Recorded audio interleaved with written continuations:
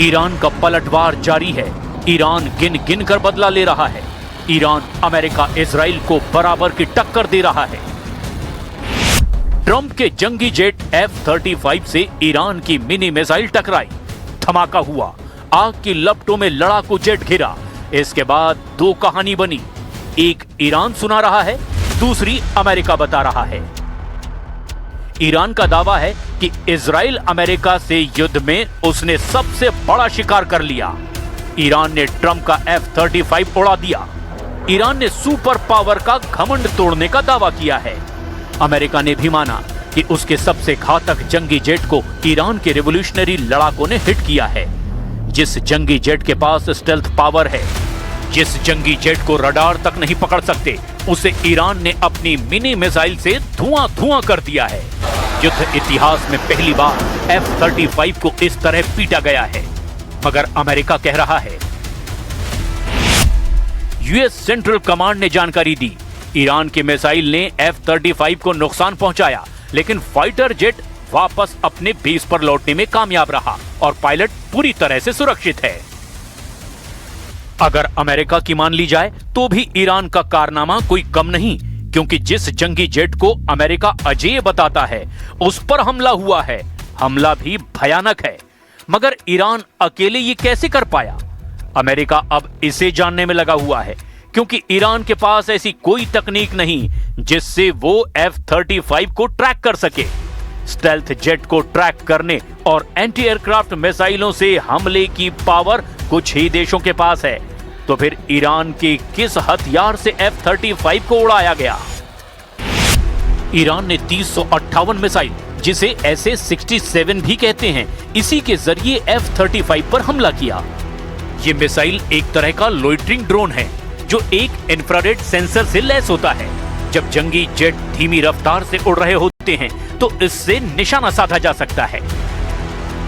Iran ने America की 1 दर्जन MQ-9 रीपर ड्रोन को 358 मिसाइलों से ढेर कर दिया है। अब F-35 पर हमला होने का मतलब है ईरान को हल्के में नहीं लिया जा सकता। कम से कम इजराइल तो अभी ईरान पर हमलों की रफ्तार कम नहीं करने वाला।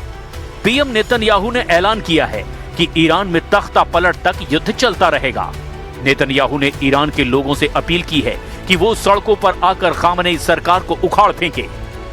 פועלים עכשיו לא רק כדי להשמיד את הטילים הבליסטיים ואת תוכניות הגרעין שנשארו, מעט נשאר, אלא גם להשמיד את התעשיות שמאפשרות לייצר את התוכניות הללו.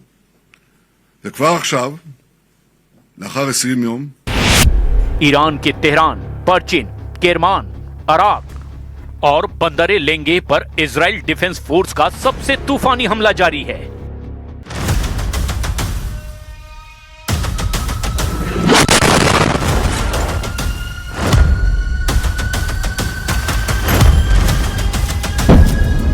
लेकिन नेतन्याहू के लिए एक डरावनी जानकारी आयरन डोम टीम से मिली है, जहां ईरान की घुसपैठ के सबूत मिले हैं।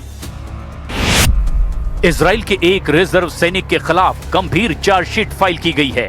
इजराइल मिलिट्री का यह सैनिक आयरन डोम एयर डिफेंस सिस्टम पर काम करता है। चार्जशीट के मुताबिक आरोपी रज कोहेन ने ईरानी ऑपरेटिव्स को आयरन डोम की जानकारी ट्रांसफर की है। रज कोहेन को शिन बेट ने ज्वाइंट इन्वेस्टिगेशन के बाद गिरफ्तार किया। ईरान ने इजराइल के एयर डिफेंस ऑपरेशन की सेंसिटिव डिटेल जुटाकर सटीक हमलों को अंजाम दिया है, जिससे अलर्ट होकर इजराइल ने ईरान के जासूसी नेटवर्क पर एक्शन लेना शुरू किया है। मगर नेतन्याहू से ट्रंप की नाराजगी नई टेंशन बढ़ा रही है। ट्रंप ने ईरान के पावर सेंटर पर इजराइल को दोबारा हमला नहीं करने की सख्त चेतावनी दे डाली है।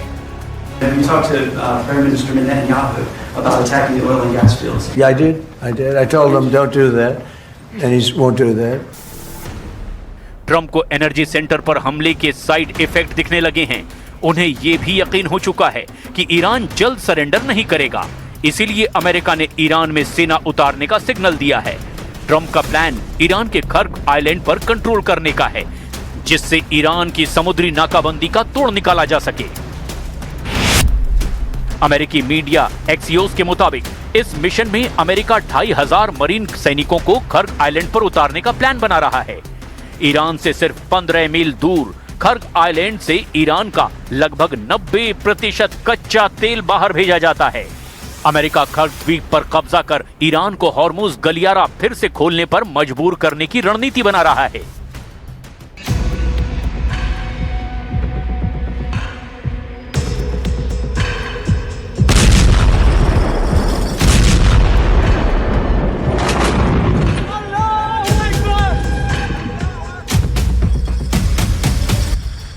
ट्रंप ने ईरान पर युद्ध थोपने के आरोपों पर सफाई भी दी है। ट्रंप ने कहा कि ईरान पर हमले के बारे में किसी को इसलिए कुछ नहीं बताया गया क्योंकि ये एक सरप्राइज है, जैसा सरप्राइज दूसरे विश्व युद्ध में जापान ने पर्ल हार्बर पर हमला करके अमेरिका को दिया था। We had to surprise him, and we did. And because of that surprise, we knocked out, the first 2 days, we probably knocked out 50% of what we, and much more than we anticipated doing. So if I go and tell everybody about it, there's no longer a surprise. Super power ने हमला कर चौंकाया है तो Iran भी पीछे नहीं। Larijani की मौत के बाद इस्लामिक रिवोल्यूशनरी गार्ड कॉर्प्स के लड़ाके मोहम्मद बाघेर कालिबाफ अब वॉर कमांडर बने हैं। कालिबाफ ईरान की संसद के स्पीकर हैं। उन्हें अमेरिका इजराइल का कट्टर विरोधी कहा जाता है। ईरान के तेल भंडार पर हमलों के बाद कालिबाफ ने ये धमकी दी है। आंख के बदले आंख की कसम लागू हो गई है और टकराव का एक नया लेवल शुरू हो गया है।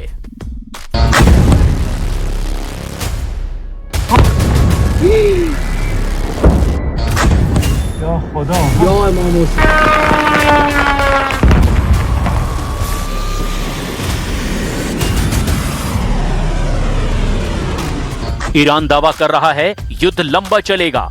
अमेरिका जल्दबाजी में है। इजराइल इत्मीनान से ईरान का सरेंडर चाहता है, लेकिन इस युद्ध से खाड़ी देशों की हालत खराब हो रही है। दुनिया भर में टेंशन बढ़ती जा रही है।